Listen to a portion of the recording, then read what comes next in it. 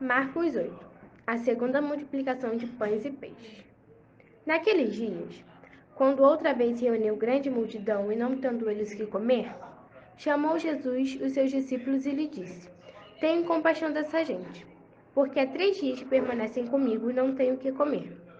Se eu os despedir para suas casas em jejum, eles desfalecerão pelo caminho, e alguns deles vieram de longe. Mas os seus discípulos responderam: De onde poderá alguém fartá-los de pão neste deserto?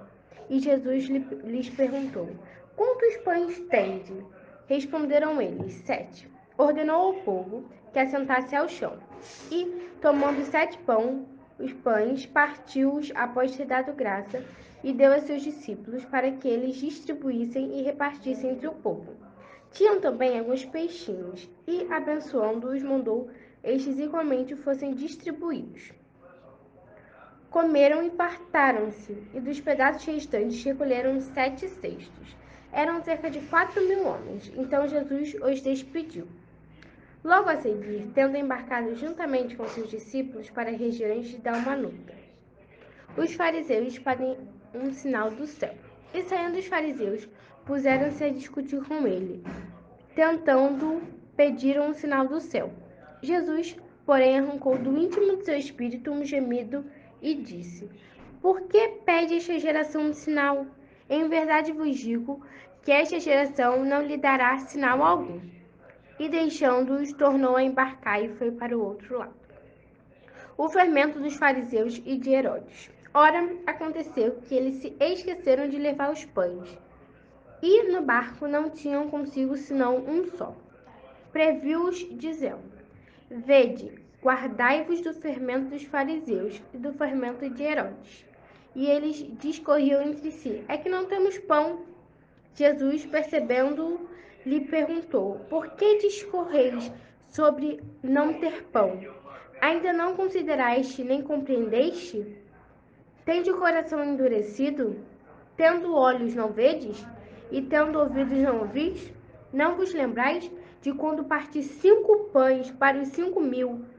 Quantos cestos cheios de pedaços recolheste? Responderam eles: 12. E de quando parti os 7 pães para os 4.000? Quantos cestos cheios de pedaços recolheste? Responderam eles: 7. Ao que lhe disse Jesus: Não compreendais ainda? A cura de um cego. Então chegaram e lhe trouxeram um cego, rogando-lhe que o tocasse.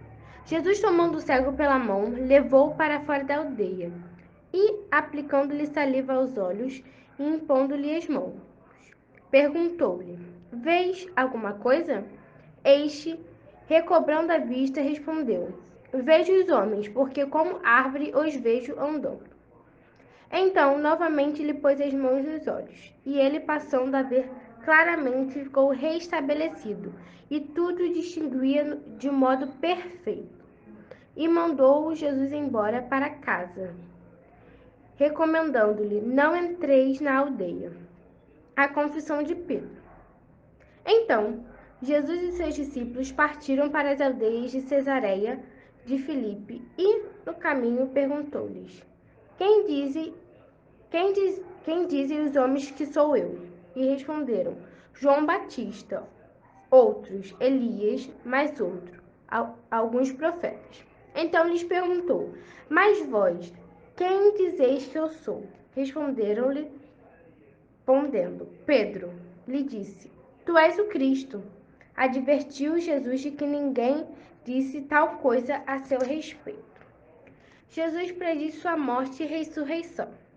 Então começou ele a ensinar-lhes que era necessário que o Filho do Homem sofresse muitas coisas, e fosse rejeitado pelos anciões, pelos principais sacerdotes e pelos escribas, que fosse morto, depois de 3 dias ressuscitaria.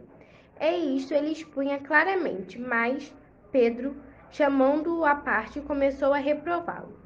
Jesus, porém, voltou-se, fitando os seus discípulos, repreendeu a Pedro e disse: Arreda, Satanás, porque não cogitais das coisas de Deus, e sim das coisas dos homens. O discípulo de Jesus deve levar a sua cruz. Então convocando a multidão e juntamente seus discípulos, disse-lhes: Se alguém quer vir após mim, a si mesmo se negue, tome a sua cruz e siga-me. Quem quiser, pois, salvar a sua vida, perdê-la-á. E quem perder a vida por causa de mim e do Evangelho, salvá-la-á. Que aproveita o homem ganhar o mundo inteiro e perder a sua alma? Que daria um homem em troca da sua alma? Porque qualquer que, nesta geração, adúltera e pecadora, se envergonhar de mim e das minhas palavras, também o Filho do Homem se envergonhará dele, quando vier na glória de seu Pai com os santos anjos.